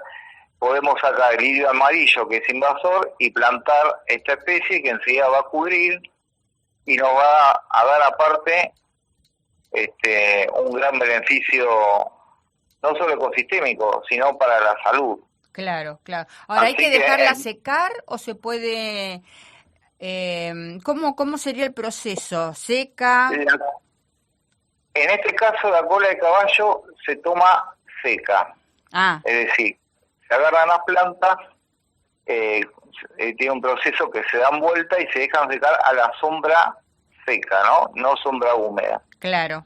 Porque hay una creencia que hay algunas personas erróneamente las dejan secar a los rayos del sol, y el sol lo que tiene es que seca los aceites esenciales de la planta y los mira. aceites curativos. Claro, El claro. sol es muy fuerte. Es un dato importante eso. Claro, por eso se deben secar a la sombra seca, valga la redundancia, ¿no? Claro. En esta también, siguiendo con estas plantas nativas que son muy comunes en las islas, también tenemos a la redondita de agua, Sí. pariente del apio y del perejil, Hydrocotyle bonariensis, también, que se puede tomar en jugo, y es una planta revitalizante, sobre todo tónica. Creo que la conoces, la redondita, ahí es muy común, sí. en la orillita, sobre todo en las orillas donde están las amarras de las embarcaciones, esas orillitas de humedal que se forman en los bordes, ¿no? Claro. Y ahora te pregunto, ¿cómo diferencio Sí. la redondita de agua con la hoja del taco de reina? Son parecidas, bueno, ¿viste? es mucho más chiquita. Es mucho más chiquita que la hoja del taco de reina, y no es tan aromática como la del taco de reina. El taco de reina, aparte, no es de humedad, es de tierra seca, es de terraplén. El taco de reina no crece a orilla del humedal. Pero se puede cultivar no en así. maceta, por ejemplo. Se puede cultivar en maceta, sí, y son bastante aparte ornamentales, la redondita de agua. Sí. Y Se aparte lo que come, tiene ¿no? que también, Se come el taco de reina, ¿no? el taco La de reina se florcita. come la flor, La es flor. bastante es picante, es rica y aporta sobre todo minerales y fibras. No nos olvidamos que hay muchas plantas que se pueden comer las flores Ujú. y tomar té, ¿no? Y una de esas es el taco de reina, que es otra especie, que es Tropaeolum majus, ese es el nombre científico, y la redondita es Hydrocotyle bonariensis.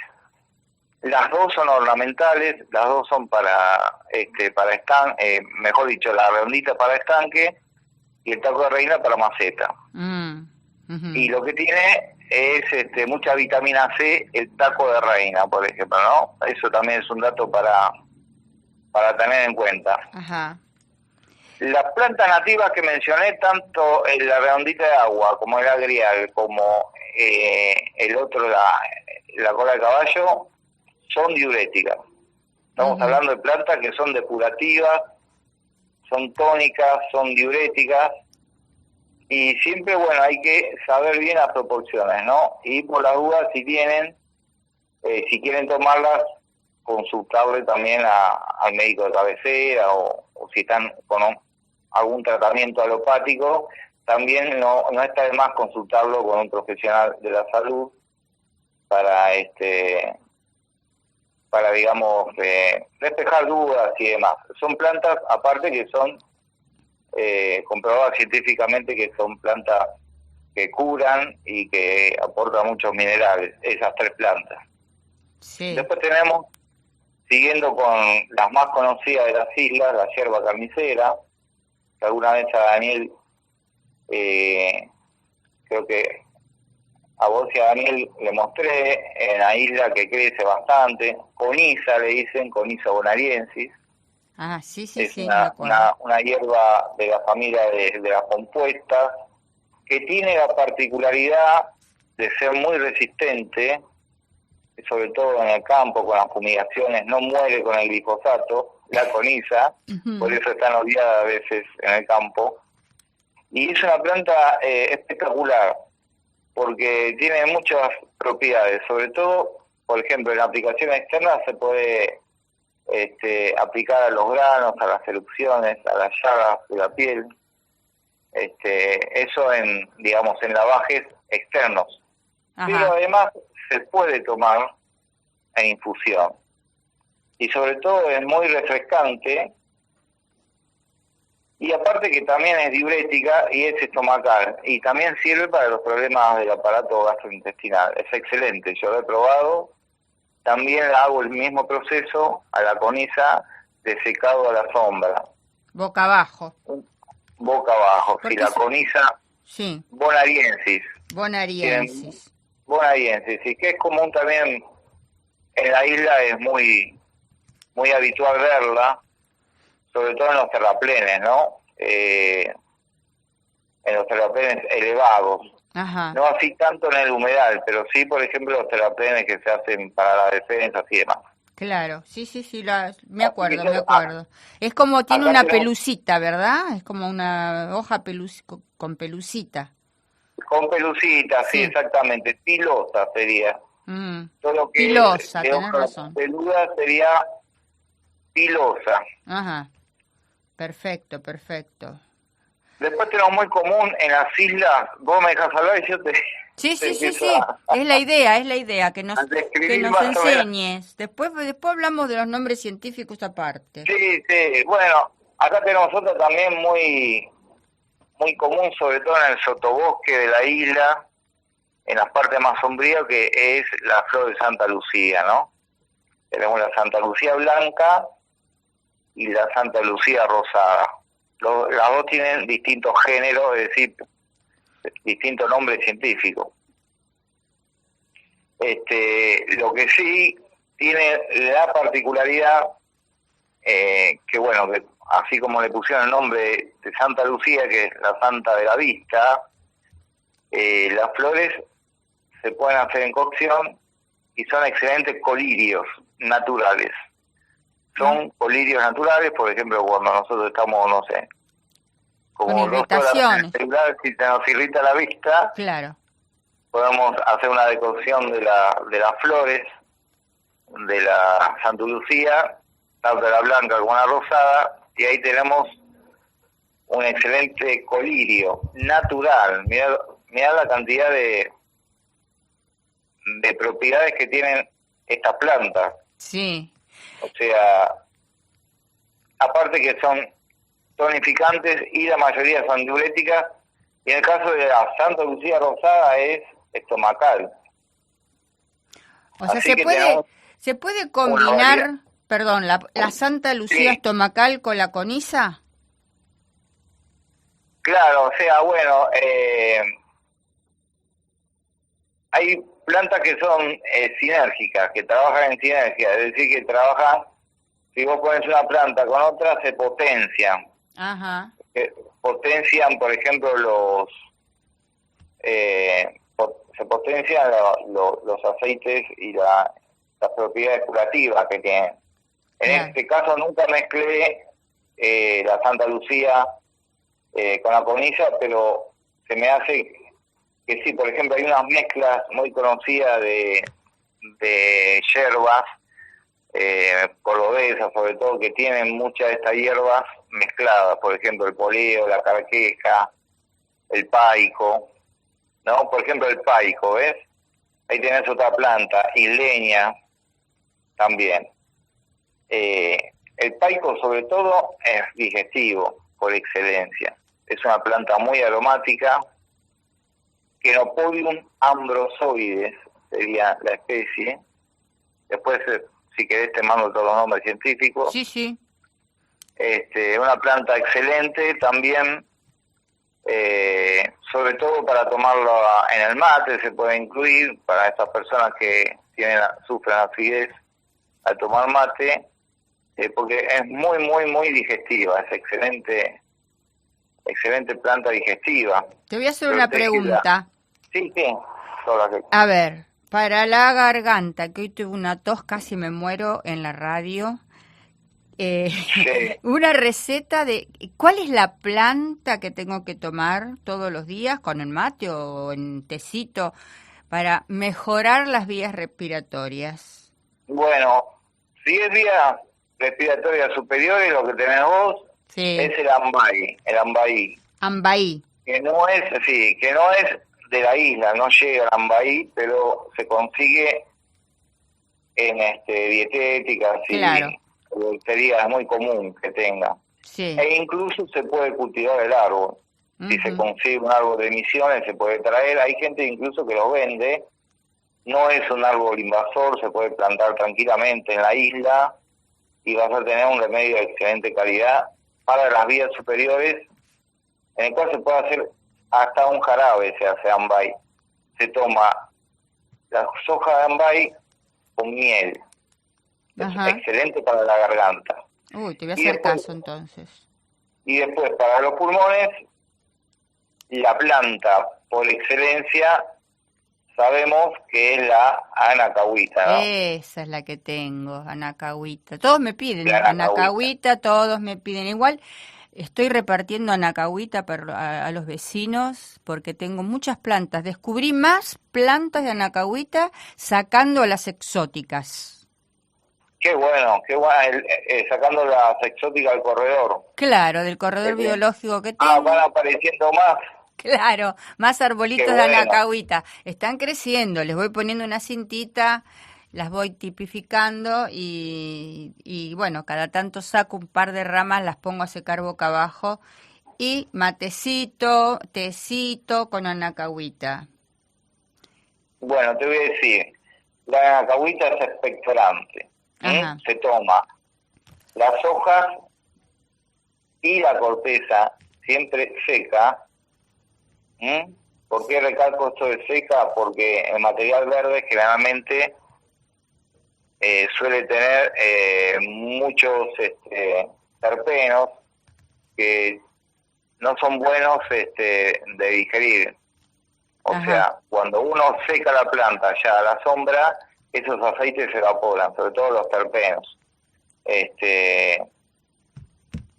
la planta ya está apta para consumo. Genial, genial. Y se toman las hojitas con miel. Con miel. Por supuesto que es pectoral, abre los pulmones y es expectorante, ¿no? Es antiflema, por decirlo de alguna manera. Y siempre con miel se toma. Es una planta recomendable para la gente fumadora, ¿no? Ajá. Porque es limpia el pulmón la anacahuita. Aparte que es un arbolito hermoso, puede llegar hasta los 10 metros de altura tranquilamente, tiene una copa bastante bonita, de unas hojas lustrosas, verde lustrosa, atrae mucho a las aves frugívoras, al cardenal azul, al celestino, al chalchalero, al zorzal colorado, al boyerito, a la canela, atrae también al juanchiviro, que en este momento, la última vez cuando fui a la isla estaba cantando en tu terreno y la verdad que me deleitó. La mañana, bueno, es un pájaro que busca la anacahuita, ¿no? Ajá. Y aparte que tienen unos frutitos muy especiales. Sí. Yo los zumos son muy especiales, no cualquiera digamos, no todos les gusta, pero tienen como un gusto dulzón y mentolado. Y eso también bueno, es bueno. La verdad que es un árbol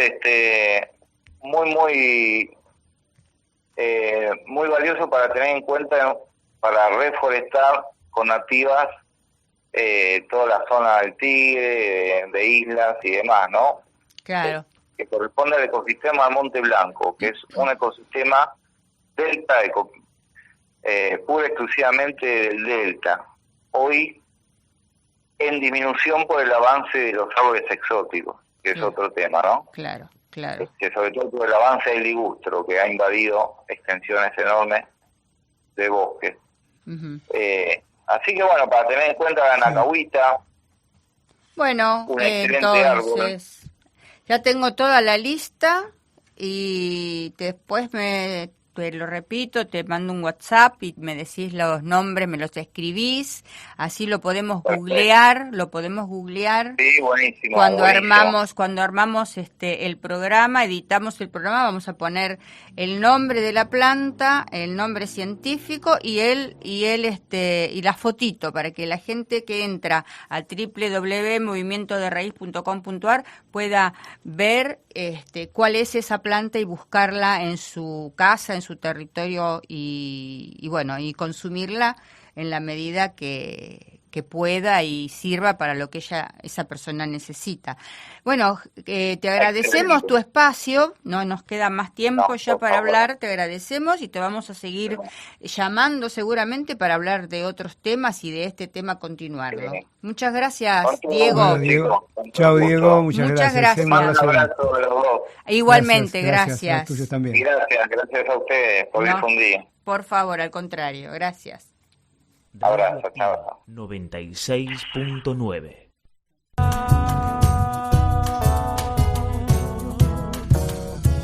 No hay error ni razón, lo que debo hacer tan solo es controlar mi corazón. Bajo el sol son las ruinas de un terremoto de ficción y el rescate de sueños del tiempo.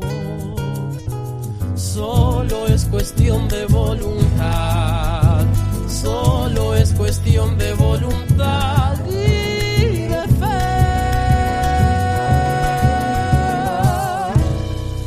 Una luna llena y tu sonrisa al caminar, caía la tarde, bendito aliento de soledad. Me acerqué nervioso como pisando sobre un volcán y tu perfume adelantó la primavera. Será quizás que por casualidad tal vez exista una posibilidad, un ínfimo segundo encontrarte y detener ese instante.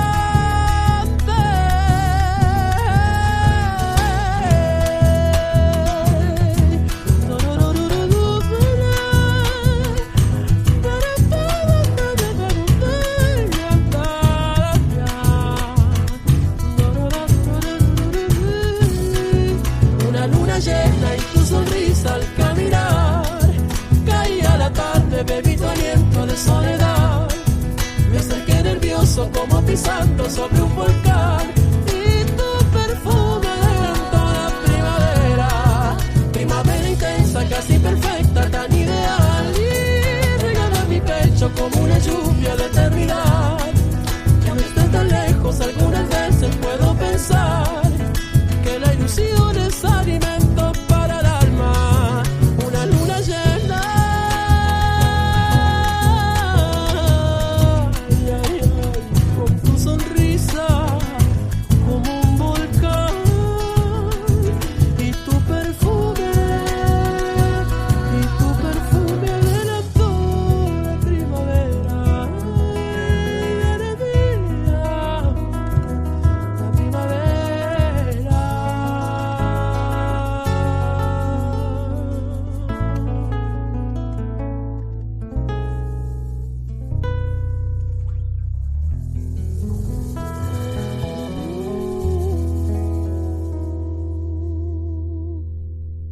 Estás escuchando De Raíz Radio. Bueno, y seguimos en The Raíz Radio y ahora vamos a conversar con nuestro columnista en arte y ambiente, Fernando Poggi. ¿Qué tal, Fernando? ¿Cómo te va? Hola Dani, ¿cómo estás? ¿Cómo están todos y todas? Buenas tardes. Hola, buenas tardes. Bien, bien. Hola Betty. Muy bien. Bueno, esperando la devolución sobre la exposición que me imagino que fuiste, ¿no? Sí, el Foto Tigre Fest o Tigre Foto Fest Sí. que sucedió la semana pasada, en su cuarta edición. Y la verdad es que fue, más allá de alguna figura importante como Juan Travnik, fue algo decepcionante. No me digas. Desde lo fotográfico y desde la propuesta en sí, ¿no? Tenía como... Me da la sensación que fue como una actividad privada o con buenas intenciones por parte de los organizadores, con el auspicio de la municipalidad, que como siempre invierte en papel picado, ¿no? Sí. Haciendo pompa de cosas que quizás no son tan trascendentales. Para empezar, la charla de inauguración de Juan Travnik, que es una personalidad en el mundo de la fotografía, la verdad, sí. Sobre todo del fotoperiodismo, y fue algo aburrido. No fue nada trascendental, la verdad es que, qué sé yo, un tipo con tanta historia, con tanta trayectoria, que no tuviera alguien que lo estuviera ahí como conduciendo de una manera interesante, como para que hiciera de esa charla algo productivo, fue algo decepcionante. Por otro lado, se utilizó solo una pequeña sala del MAT. Yo pensé que el Museo de Arte de Tigre iba a estar como copado por la fotografía. Fue solo una pequeña sala con una muestra de muy buena factura y calidad de Travnik, porque es un gran fotógrafo, pero fotos que nada que ver tienen ni con Tigre, ni con el contexto, ni con el Delta, ni con nada que tenga que ver con nosotros. Era solamente tener a la personalidad. Así que desde ese punto de vista fue medio como flojo por ese lado. Después hubo actividades de salir a fotografiar, el amanecer, y la verdad que no pude, fue el cupo limitado y no me pude sumar en ninguna de las dos. Hubo otra salida de fotografía por el Delta, pero de la experiencia que tengo yo en ese sentido, digamos que esas son actividades más, si quieren, amateur, ¿no? Claro, algo más como de fotoclub, de una actividad de hobby fotográfico, que no está nada mal, pero en el marco de un festival como se promueve, teniendo en cuenta que la semana que viene tenemos la Bienal de Tucumán, que es un mega evento con fotografía de calidad, a esto le falta mucho todavía para tener esa estatura, ¿no? de festival. Claro. Por otro lado, lo que les decía, hubo un visionado de portfolios, que eso es una actividad para los que hacemos fotografía y tratamos de ser un poco más, digamos, como comprometidos con los trabajos fotográficos que hacemos, que es interesante, que se hizo en la sede de la U acá de Tigre, y eso, por lo que me dijeron, estuvo muy bueno. Así que, bueno, eso es un punto a favor. Pero desde lo fotográfico, estrictamente, ver fotos, sí. La verdad que hubo una sola muestra muy chiquita que no tenía nada que ver con Tigre, ni con el Delta, ni con el contexto. Es Digo, es parte del modus operandi que tiene el municipio, ¿no? De hacer pompa con un montón de actividades que después no las son como... claro. No, y son intrascendentes. Qué sé yo lo pensaba, ¿no? Cómo se maneja, y ahora me voy para otro lado, pero estoy bastante caliente con la próxima... Con la próxima... ¿cómo se llama? Hasta la próxima reunión del Consejo Asesor Sí. ahí del Distrito de Gestión Especial, que bueno, muestra a las claras cómo se maneja el municipio, que a partir de... Hago un breve resumen para los oyentes. Yo insisto en este tema porque me parece que es importante no dejarlo pasar. Hace unos años, antes de pandemia, hubo una especie de pueblada movilización de los vecinos de Villa Laniata y de Luján por el avance de los barrios privados sobre los humedales continentales, los últimos de Tigre. Eso terminó generando una asamblea. Esa asamblea fue cooptada o transformada en un consejo asesor, que supuestamente era una instancia de participación ciudadana, que bueno, con la lógica que tiene esta gente, la transformaron en un espacio burocrático que lo único que hizo fue desbaratar la asamblea y transformarlo, digo, en eso, en un espacio de burocracia que no avanzó en ninguno de los sentidos que ese consejo asesor instaló para trabajar, y que hoy está cooptado por el municipio, por gente que se apoya, miembros de la municipalidad y gente que ellos mismos captan, y que pone una reunión de la próximo plenario de este consejo asesor un día de semana en horario laboral. Claro. O sea, en un espacio donde los vecinos no podemos participar de ninguna manera, por lo menos los que trabajamos, Claro. que somos la mayoría, que trabajamos en eso, un viernes 4 de la tarde, el que no está trabajando está volviendo de su trabajo, y es muy difícil que la participación ciudadana se dé en ese contexto. Y por ahí esa es la idea, ¿no? Y justamente, digo, yo lo voy asociando con todo. No sé si ustedes hablaron hoy en el programa o vos participaste, Dani, de esta reunión que se hizo en diputados también, que por lo menos yo tuve noticias de parte de Martín Nunziata, que fue vergonzosa, donde se trató la ley de humedales. Y bueno, es eso, ¿no? Él lo define como una reunión de café con leche. Y bueno, esta gente funciona igual, hacen estos eventos, estas reuniones donde ponen media luna, café con leche, un equipo de sonido, algo bonito, no dicen nada, o lo que dicen es en función de beneficio propio, de intereses particulares, dejando afuera el bien común de la ciudadanía. Y esto es lo que se viene para lo poco que queda del humedal de Dique Luján y Villa Laniata, ¿no? Ya pusieron los cimientos de la próxima cárcel que va a haber sobre el humedal, ahí al lado de la planta de AISA, justamente en un terreno sobre humedales, en un área protegida. Claro, claro. Y bueno, vos sabés que el municipio de Tigre tiene 15 consejos vecinales, y por lo que me decían, excepto el CAPI, que bueno, ahora se derrumbó, ya lo comentamos acá en el programa, todos funcionan igual, todos terminan siendo, digamos, lugares para la foto del municipio, ¿no? Pero es vergonzoso, me hace acordar cuando en 2014 se inundó todo el pueblo y vino el intendente y Malena Massa, se subieron a un Unimox, sacaron la foto y se fueron. Claro, claro. Dejando a todos los vecinos sin agua, con gente aislada.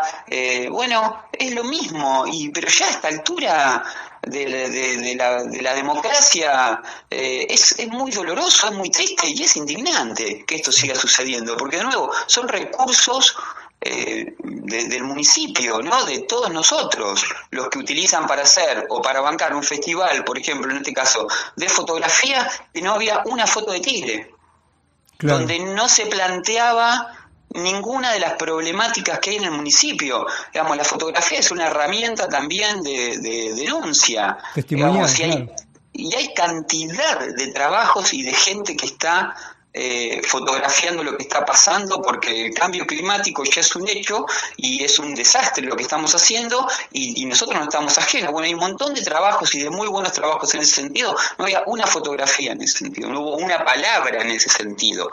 Fernando, entonces, vos sabés que se me ocurre, a partir de lo que decís, que estaría muy bueno que por ahí gente que se dedica como vos a este arte, al de la fotografía, sobre todo testimonial, hoy jueguen un rol, un ejemplo en el Delta de Tigre.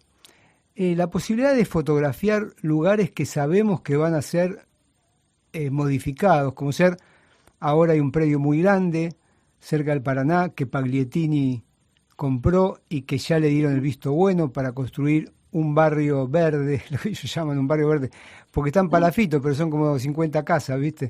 O sea, que no queda nada bajo el carpincho. ¿El carpincho va a dormir abajo de las casas o se va a tener que mudar a otra isla? No, lo que pasa es que vos no entendiste. Barrio Verde es por los dólares. Claro, exacto. Claro, es ahí, pasa por ahí.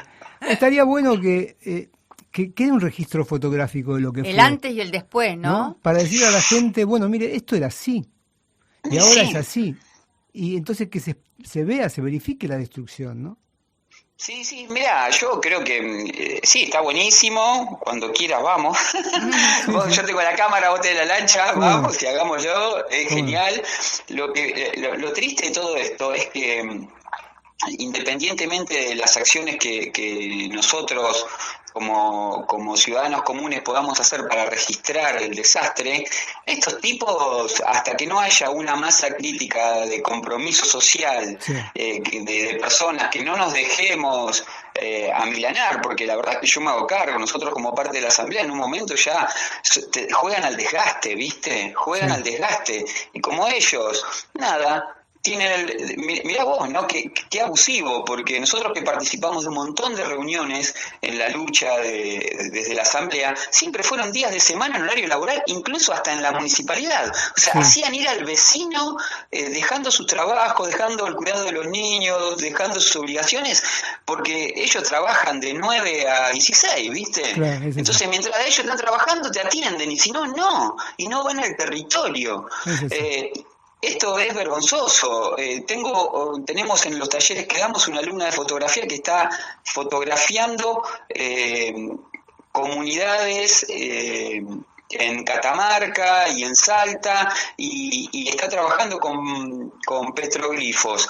Y me comentaba que volvió a Catamarca, a una zona de cavernas donde había petroglifos hace 5 años, desaparecieron todos, se los robaron todos. Bueno, eso es lo que te digo. Entonces, ella tiene el registro. Ella tiene el registro anterior. Pero ¿qué hacemos con las fotos? Si no, es cierto, pasa por otro lado. Pero igual estaría bueno. Fernando, pero estaría bueno sí. Mira, me vas a pedir, te voy a pedir disculpas, pero nos quedamos sin tiempo. Estamos a 2 minutos del cierre del programa y tenemos que entregar. Un abrazo grande y hablamos la semana que viene. Te agradecemos mucho y hablamos la semana que viene. Bueno, que estén muy bien. 3, 2, 1, vamos a 3, 2, 1 y nos vamos. ¿En serio? Sí, ¿Nos toca? así, directamente.